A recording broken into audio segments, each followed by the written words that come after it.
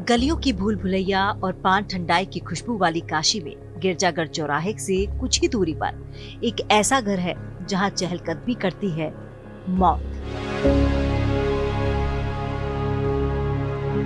ये वो घर है जहां लोग अपने प्राण त्यागने आते हैं, जहां 15 दिन के भीतर ही लोगों की सांसें उखड़ जाती हैं। गिरजाघर चौराहे से कुछ ही दूरी पर है काशी लाभ मुक्ति भवन, वो 2 मंजिला घर जहां के 10 कमरे अब तक 14,000 से ज्यादा मौतों के गवाह बन चुके हैं।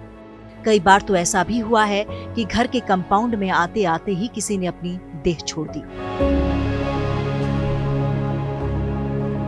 इस 2 मंजिला घर की देखरेख करने वाले अनुराग शुक्ल कहते हैं कि मरते हुए आदमी को कोई अपने पास नहीं रखना चाहता। आखिरी सांसें ले रहा शख्स अगर मुंह मांगे पैसे देकर भी किसी 5 सितारा होटल में रहना चाहे तो भी कमरा नहीं मिलेगा।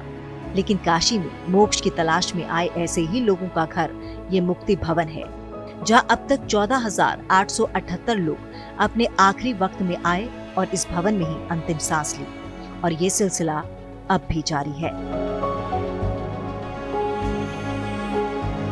मुक्ति भवन के व्यवस्थापक अनुराग शुक्ल के मुताबिक कई बार एम्बुलेंस या गाड़ी भवन के भीतर घुसती है और व्यक्ति प्राण त्याग देता है।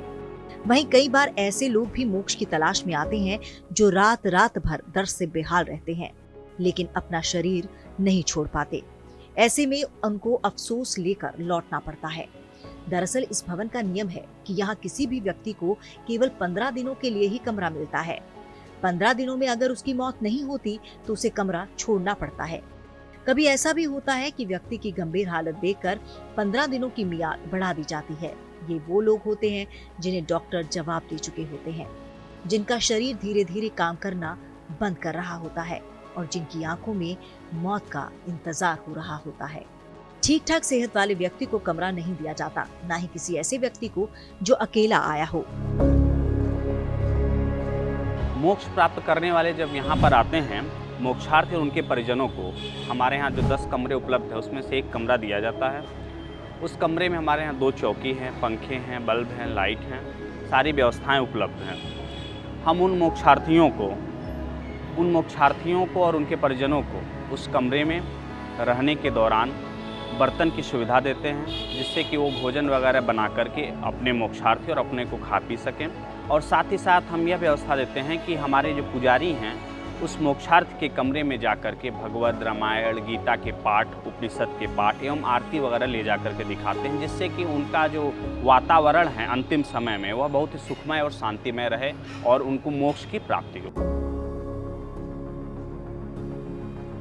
कैसा होता है ऐसे घर में रहना जहाँ जिंदगी की रौनक कम, मौत का शोर ज्यादा हो।